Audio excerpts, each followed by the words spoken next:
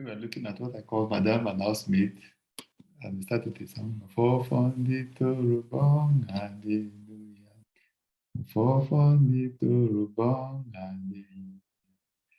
For fundi to bong, hallelujah. To bong, hallelujah. To bong, hallelujah.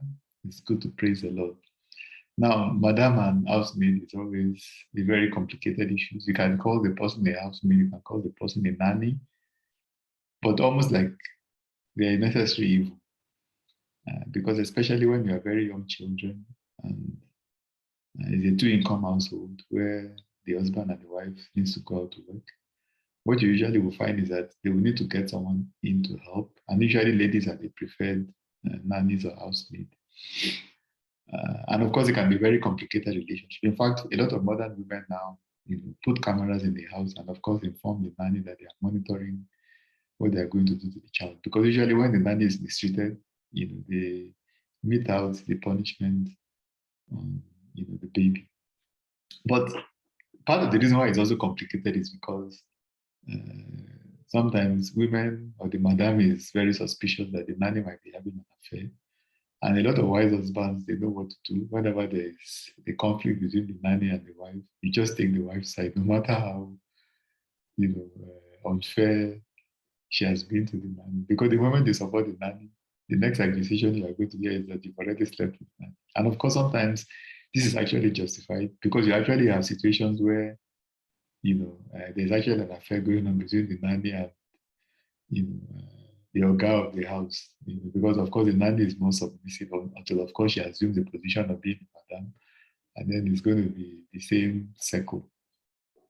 But we also have some, and sometimes the abuse can go to extremes. In fact, we have some that are reported in the press. But there's also something very related to this in Scripture, Genesis chapter 16, verse 1. Now, Sarah, Abraham's wife, had born him no children, and she had an Egyptian maid servant whose name was Hagar. So Sarah said to Abraham, see, now the Lord has restrained me from bearing children. Please go into my maid so that I can have children. And Abraham did so, what the wife told him. But look at what happened after she had conceived and she had a child. So verse 4, so he went into Hagar and she conceived. And when she saw that she had conceived, her mistress became despised in her eyes. So she began to look down on the madam of the house. And the madam of the house, of course, was not happy.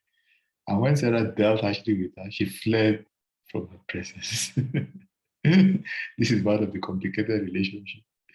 But even Paul writing to the Galatians actually made reference to this particular event in Genesis. For it is written that Abraham had two sons, one by the slave woman and the other by the free woman. So we need to bear this in mind. I know some people are claiming that, because this was the first son, but that is not the point. It's not whether you came first or you came second. There's a child that was the child of promise. Of course, Hagar and Sarah tried to help out, but when God has made a promise, he fulfills his promise. So the child of promise is Isaac. The slave child is Ishmael. We need to bear this in mind. Now, we are children of the promise. When you make a commitment to the Lord, you are a child of promise.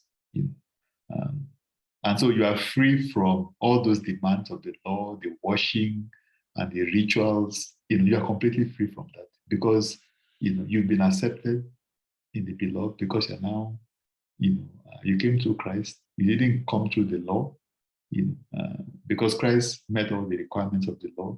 And so we can come into God's presence free, because we don't have to go through all those kinds of complications of the law. No matter what it is, the kinds of religion that is telling you to go through all those missions of the law, those ones do not make a difference. Christ has already met all the demands of the law.